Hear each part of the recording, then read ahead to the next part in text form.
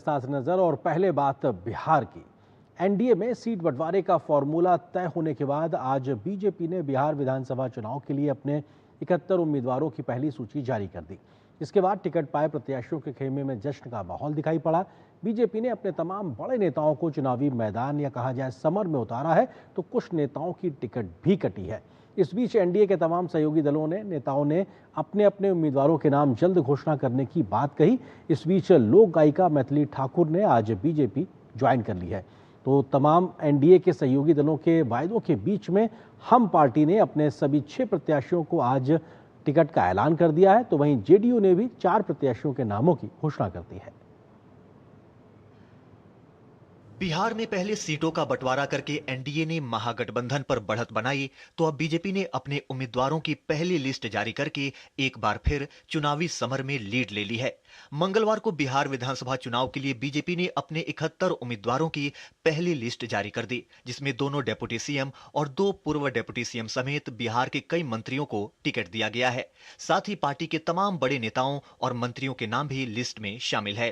उप मुख्यमंत्री सम्राट चौधरी तारापुर विधानसभा से चुनाव लड़ेंगे, तो वहीं डिप्टी सीएम विजय सिन्हा लखीसराय से भाजपा के उम्मीदवार होंगे।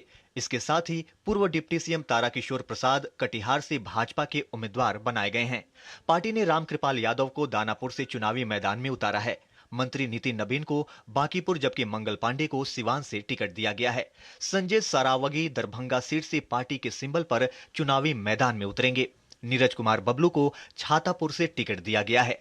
पार्टी ने कई मंत्रियों और विधायकों को उनकी परंपरागत विधानसभा सीट से टिकट दिया है। वहीं कुछ नए चेहरे भी सामने आए हैं। हालांकि विधानसभा अध्यक्ष नंदकिशोर यादव जैसे कुछ नेताओं का टिकट कट गया है। जिन नेताओं को टिकट मिला है, उनके समर्थकों में खुशी की लहर है। हमने काफी नए उम्मीदवारों को भी मौका दिया है, जिससे कि एक नई ऊर्जा भाजपा में आए। मैं सभी उम्मीदवारों को बहुत बहुत बधाई देता हूं और एनडीए गठबंधन पूरे तौर पर एक है और मुझे पूरा विश्वास है कि हम 200 के ऊपर का आंकड़ा निश्चित तौर पर इस विधानसभा चुनाव में प्राप्त करेंगे। अपनी बांकीपुर विधानसभा के जनता को भी मैं आभार व्यक्त करता हूं कि फिर से उन्होंने उनके बीच में जाकर चुनाव लड़ने का मुझे मौका मिला है और मुझे विश्वास है कि जिस प्रकार से हम लोगों ने जनता से मिलकर जुलकर काम किया है, जनता फिर से हमको जरूर अपना आशीर्वाद देगी।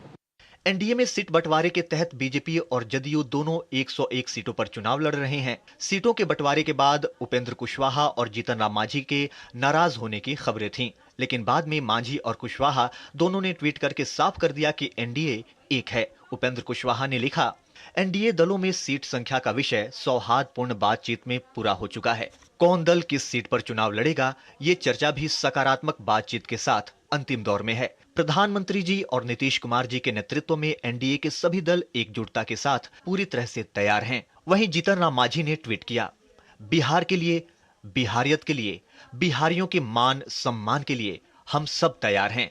जीतेगा एनडीए, बना रहेगा बिहार का सम्मान।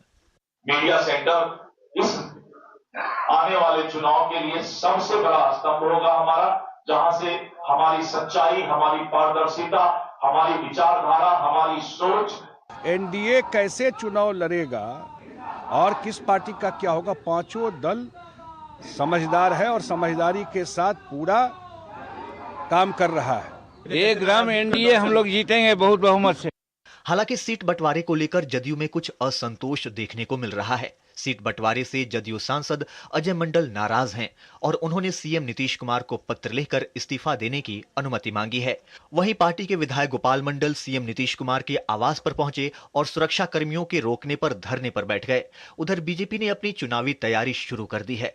बिहार बीजेपी ने आज विधानसभा चुनाव के लिए मीडिया सेंटर की शुरुआत की। इस दौरान चुनाव प्रभारी केंद्रीय मंत्री धर्मेंद्र प्रधान ने कहा कि महागठबंधन के लोग अहंकार, कुंठा, भाई भतीजावाद से मदमस्त हैं। उन लोगों को भ्रष्टाचार के आरोप में कोर्ट कचहरी जाना पड़ रहा है। एक प्रचंड बहुमत के साथ 14 नवंबर को हम नई सरकार बनाना तय हो चुका है। ये घबराहट उनके मन में आ रही है।